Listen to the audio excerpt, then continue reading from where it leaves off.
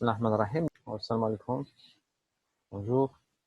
Alors pour cette séance, donc j'attends à ce que vous me posez des questions concernant la révision qu'on va faire. Et aussi on va voir un nouveau chapitre, ça s'appelle la planification de projet. Alors la planification, c'est, je vais vous expliquer tout simplement. Par exemple, on est devant un projet. Donc, je vais partager par exemple un projet. Alors, ce projet, on a fait, voilà, on a saisi les tâches, on a saisi les ressources, d'accord? Peut-être on a fait les affectations, d'accord? On a fait des affectations, on a fait des relations, etc. À un certain moment, le projet, il doit commencer. Alors, c'est à partir de ce moment que vous pouvez dire à votre logiciel de prendre en considération tout ce que vous allez faire et de faire les calculs nécessaires et de comparer. L'essentiel, de comparer ce qui a été dit, ce qui a été planifié avec ce qui a été réalisé. Ça veut dire, à ce moment-là, vous pouvez dire à votre logiciel de vous montrer les écarts entre ce qui a été dit au début et ce qui a été fait réellement. Alors, comment? Ça veut dire, au fur et à mesure que votre projet avance, vous allez revenir ici, vous allez entrer les nouvelles valeurs. Peut-être, par exemple, pour la conception, on a dit qu'on va la faire dans 2 jours. Mais réellement, lorsque le projet a commencé, on l'a fait en 3 jours. D'accord? Et on a fait des modifications. Peut-être le prédécesseur, c'est plus 5. Peut-être c'est une autre tâche. Peut-être que c'est 8. Alors, ce genre de manipulation, donc bien sûr, je dois respecter les contraintes. Ce genre de manipulation, ça va affecter la planification initiale qu'on a fait. C'est-à-dire on a fait des changements au fur et à mesure que le projet avance. Alors, à un certain temps, on va vous poser les questions. Pourquoi vous avez changé telle ou telle information? Ou qu'est-ce que vous avez apporté comme modification au projet? Alors, à ce moment-là, on a besoin de ce qu'on appelle la planification initiale. Donc, c'est ça, en fait, le but de ce chapitre, c'est comment faire une planification de projet et plus précisément comment enregistrer une planification initiale de projet et effectuer le suivi et mise à jour dans l'avancement des tâches de projet. Ensuite, comparer les prévisions de projet, donc la planification initiale avec les données réelles. Alors, comment peut-on faire cela avec le MS Project? D'accord? Alors, ce chapitre-là, il explique.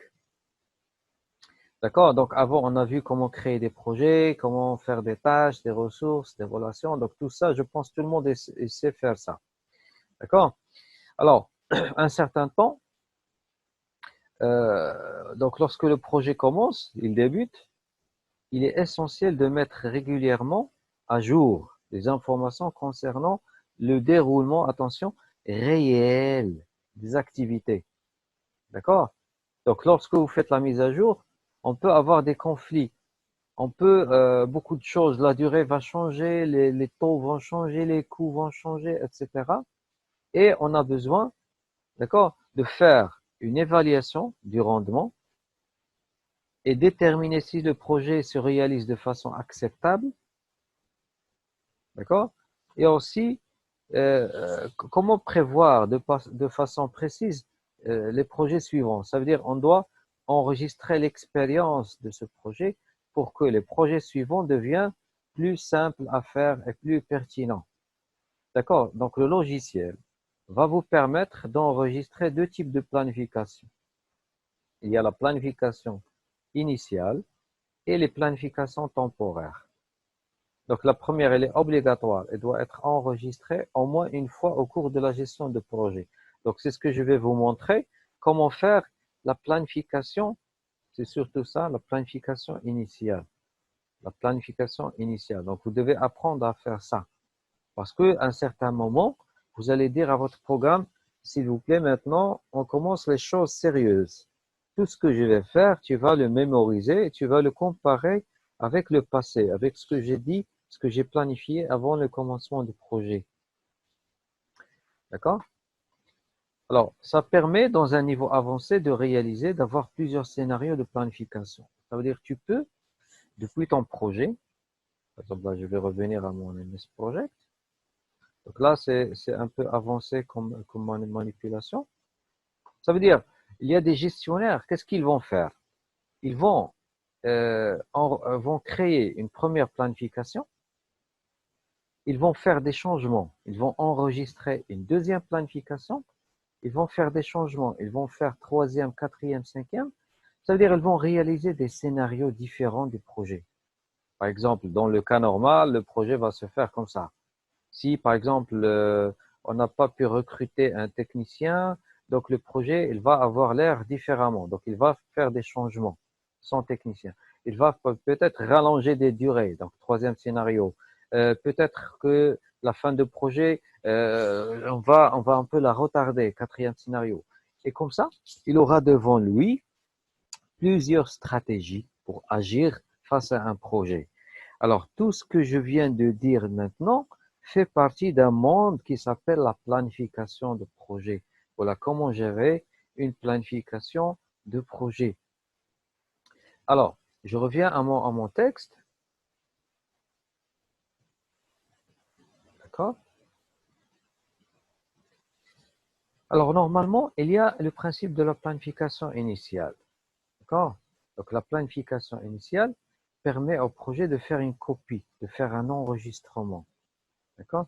Donc, ça permet, normalement, elle contient des prévisions concernant les durées. Il va enregistrer la durée, les tâches, les ressources, les affectations, les coûts, jusqu'à maintenant. C'est-à-dire le moment où vous allez enregistrer la planification initiale, le MS Project, il va mémoriser toutes ces informations. D'accord?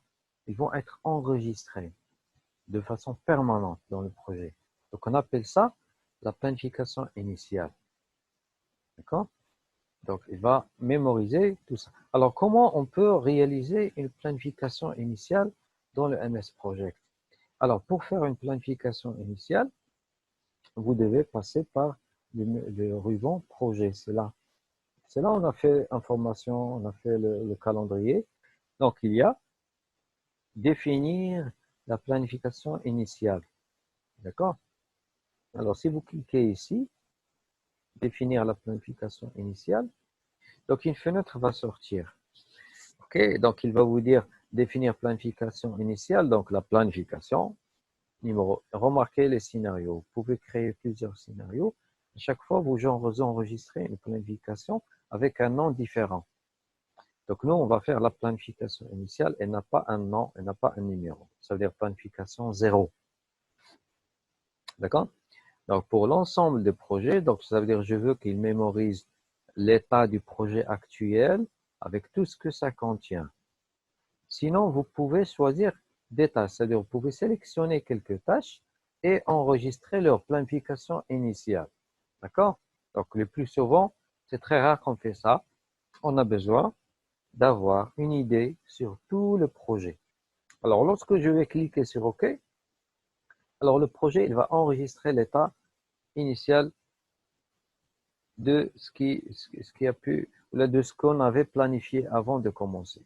Alors, supposons maintenant, donc je vais enregistrer, supposons que le projet s'est lancé.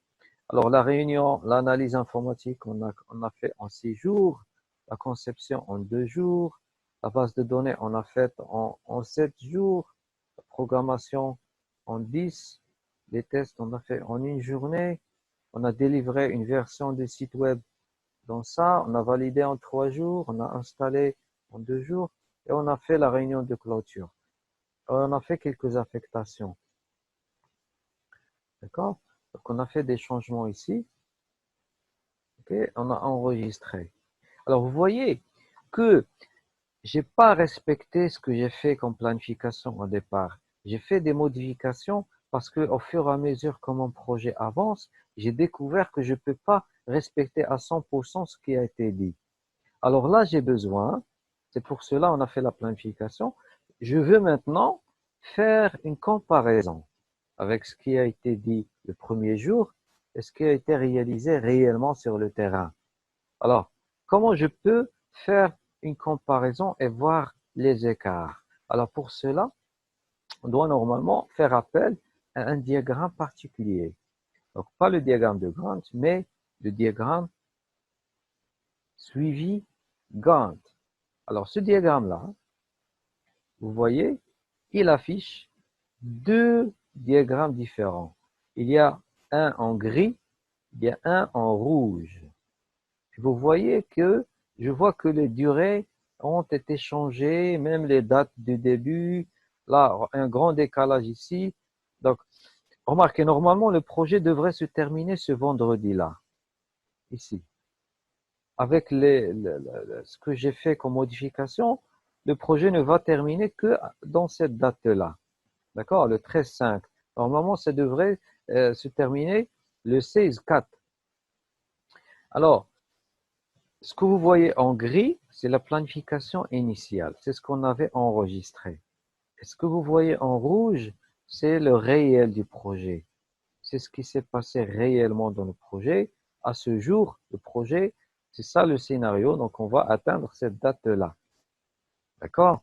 Donc, c'est ça, en fait, le but de faire une planification initiale de projet. Et ça n'empêche que vous pouvez faire plusieurs scénarios. D'accord? Vous pouvez définir d'autres planifications et enregistrer. Vous voyez, la date d'enregistrement, le 10-4, c'est-à-dire aujourd'hui. Vous pouvez créer d'autres planifications jusqu'à 11 planifications différentes. Et comme ça, le logiciel va vous montrer 11 diagrammes superposés où vous allez avoir plusieurs scénarios. D'accord? Alors, ça, au fait, c'est le but de ce chapitre. C'est l'objectif même de ce chapitre. Donc ça, en fait, c'est un niveau plus ou moins avancé en gestion de projet. Ça veut dire, après avoir planifié un projet, paramétré, on a fait des tâches, on a entré les informations du projet, date début, date fin, etc. On a fait des liaisons, on a fait des ressources, on a entré le tableau des ressources, on a fait les travaux, les coûts. L'autre fois, on a vu qu'une ressource peut avoir plusieurs tables de coûts. On a expliqué ce que c'est. On a aussi vu qu'il y a un tableau qui s'appelle l'utilisation des tâches. Ça permet de savoir qui fait quoi, qui fait quoi, qui fait quoi. OK? Donc ça, c'était l'autre fois. Et on a dit que lorsque vous faites une affectation, vous pouvez voir les détails de l'affectation, combien les ressources ils font d'heures par jour, donc pour chaque jour, combien ils travaillent, s'ils sont en surutilisation ou pas. D'accord? Alors aujourd'hui, ce qu'on a fait, c'est qu'on a vu qu'une fois qu'on aura terminé toutes les planifications, d'accord, dans notre diagramme et tout, dans tous les paramétrages, on peut commencer à faire le projet, à le suivre, à le réaliser.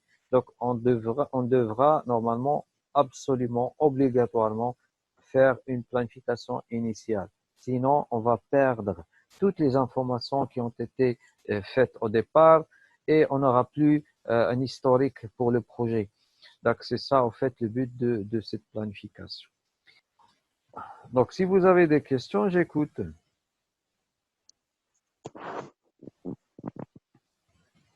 Oui, Myriam. Oui. ما كاينش شي رابور زعما اللي كيعطينا لا ديفيرونس اونتر لي زيكار اللي وقعوا ما بين البلانيفيكاسيون انيسيال والبلانيفيكاسيون ريال. D'accord. Alors, normalement, dans les rapports, d'accord, il y a vue d'ensemble. Donc, on a dit que ça, c'est tout ce qui est statique pour le projet. OK, les paramétrages. Les activités en cours, d'accord? On a aussi, d'accord, les tâches que devraient être faites, les tâches qui normalement doivent commencer maintenant, en cours de réalisation, l'achèvement, etc. Donc, on peut aussi aller vers les affectations. Donc, je passe directement ici. D'accord? Les tâches et tout. Mais si vous voulez avoir un rapport personnalisé, donc vous devez normalement le créer vous-même. Donc là, il vous donne la main à créer sur la base d'un rapport qui existe déjà. D'accord? Vous pouvez créer un rapport en ajoutant vos propres valeurs. C'est-à-dire, vous pouvez créer, je ne sais pas, l'utilisation des tâches. Vous pouvez faire une modification, d'accord? Et ajouter des colonnes, ajouter des lignes. Donc là, en fait, c'est un rapport croisé. Donc ça, ce sont des colonnes et ça, ce sont des lignes. Vous pouvez ajouter ce que vous souhaitez comme information. Et ça, il n'y a pas de limite à ça. Aussi, dans la partie statistique du projet, donc si vous partez ici, vous allez trouver qu'il y a un suivi. D'accord? Donc ça veut dire en cours, ce que vous avez planifié, il y a le réel. Et il y a aussi les variations. D'accord? Donc là, vous pouvez déjà voir par rapport à ce que vous avez planifié, ce qui a été réellement fait. Et en plus, ce qui est important, vous avez normalement des chiffres en rapport avec le pourcentage de réalisation au niveau du travail et aussi la durée que vous avez épuisée pour votre projet. Donc là, il faut normalement, vous pouvez comparer aussi des projets, c'est-à-dire vous pouvez comparer un projet avec un autre projet. Donc ça, c'est un peu avancé parce que je connais des gens, qu'est-ce qu'ils font? Pour ne pas se casser la tête trop avec les planifications, qu'est-ce qu'ils font? Ils peuvent enregistrer le projet sous un autre nom, faire enregistrer sous, et créer une autre copie, et travailler sur la copie, et laisser l'original. Et ils viennent faire ici une comparaison. D'accord? Alors, le rapport qui va sortir, il va leur montrer exactement ce qui a été dit et ce qui a été changé par rapport à ce qui a été dit au départ. Très, très bien. OK. Alors, écoutez bien. Le rapport que je vous ai montré, ou plutôt la présentation, le document, ce document-là, je vais vous donner cette partie qui parle normalement du suivi et de la mise à jour d'un projet par rapport, bien sûr, à ce qui a été planifié. OK. Donc, on va faire une chose.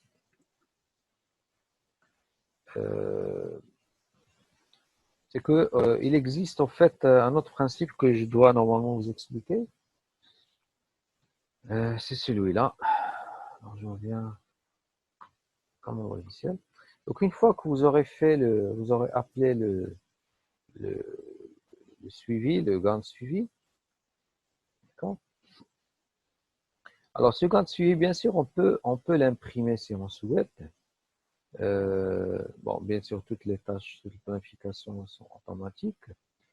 On peut aussi, je pense, dans le menu affichage, d'accord, table, d'accord, prévision, suivi.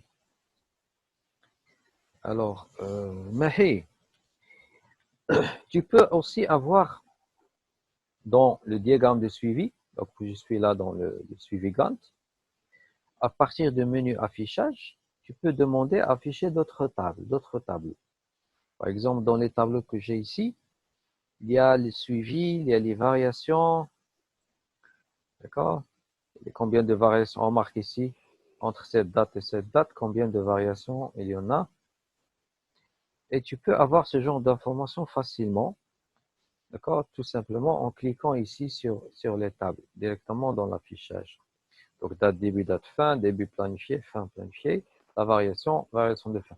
Tu peux aussi voir les différences par rapport au coût, d'accord? Donc, les variations du coût. Combien, normalement ici, il y a un changement par rapport au coût. D'accord? Il y a des variantes, il y a des restants. Bon, bien sûr, si j'ai bien introduit les paramètres du coût, d'accord? Résumé, le suivi, l'utilisation, les variations, les liens, le travail aussi. D'accord? Par le travail, on a dit, ça se mesure en heures, pas en jours. D'accord? Donc, ça existe ici dans le menu table. Donc, tu peux l'avoir de manière instantanée. D'accord? Alors, je vais revenir à mon diagramme des ventes normal. OK. Alors, si par exemple, on a eu un problème de surutilisation. Donc, la surutilisation, ça veut dire que on a des ressources qui travaillent plus qu'il en faut. Remarquez ici le rouge. Donc, j'ai fait provoquer une surutilisation. Ça veut dire que on a des ressources qui travaillent plus que 8 heures par jour. Alors, comment je peux savoir quelles sont les ressources en surutilisation? Alors là, je vais diminuer quelques ressources ici. Je garde que le directeur, peut-être.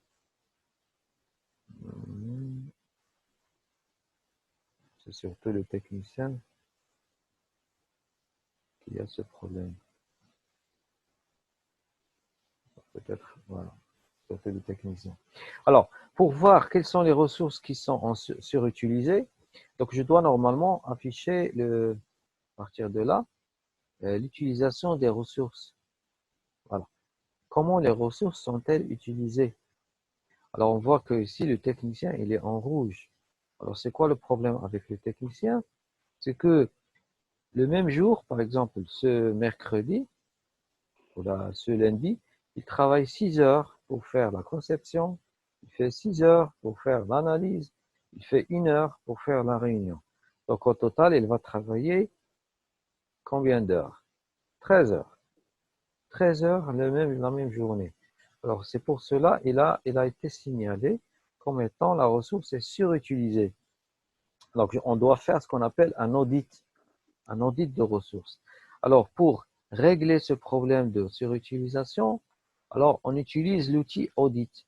Alors, cet outil-là, en fait, on a plusieurs moyens pour résoudre ce problème. On peut le faire manuellement, ça veut dire que tu vas alléger les tâches, tu vas répartir les tâches du technicien. Peut-être que tu vas recruter un deuxième technicien pour diminuer les tâches qu'il a, ou tu peux faire automatiquement en utilisant l'outil auditer les ressources. C'est-à-dire tu peux sélectionner la ressource et faire auditer. Voilà. Là, tu dis à ton logiciel tout simplement, trouve-moi une solution.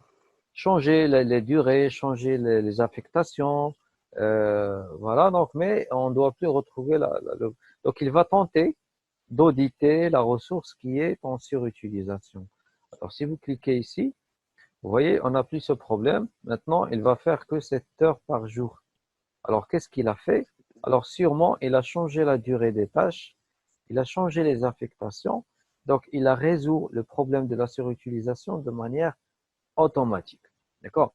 Alors, ce sont là donc ça, c'est le problème le plus connu en gestion de projet, c'est le problème de la surutilisation. Donc, tu peux l'utiliser de manière manuelle, mais c'est un casse-tête, comme tu peux faire de manière automatique avec l'outil d'audit automatique. C'est-à-dire que tu dois choisir la ressource, d'accord, qui est en surutilisation, et tu demandes au logiciel de te faire ça de manière automatique. Alors, j'espère que vous avez tous compris ce que j'ai fait, ce que j'ai expliqué maintenant. Alors, si vous rencontrez des doutes ou des questions par la suite, vous m'envoyez par mail ou là sur la plateforme, sur le Google Classroom. Moi, je vais encore une fois, donc je vais déposer cette partie, ça veut dire la partie de la surutilisation et la partie de la planification. Donc, vous allez la retrouver sur le Classroom sous format PDF. Et aussi cette vidéo qui explique ces principes-là. C'est bon pour tout le monde? Oui, monsieur. D'accord, donc je vous souhaite une bonne journée. Et on se voit la semaine prochaine. Yalla, au revoir tout le monde. Au revoir tout le monde. Merci. Assalamu Au Merci, revoir. monsieur. alaikum. Au revoir.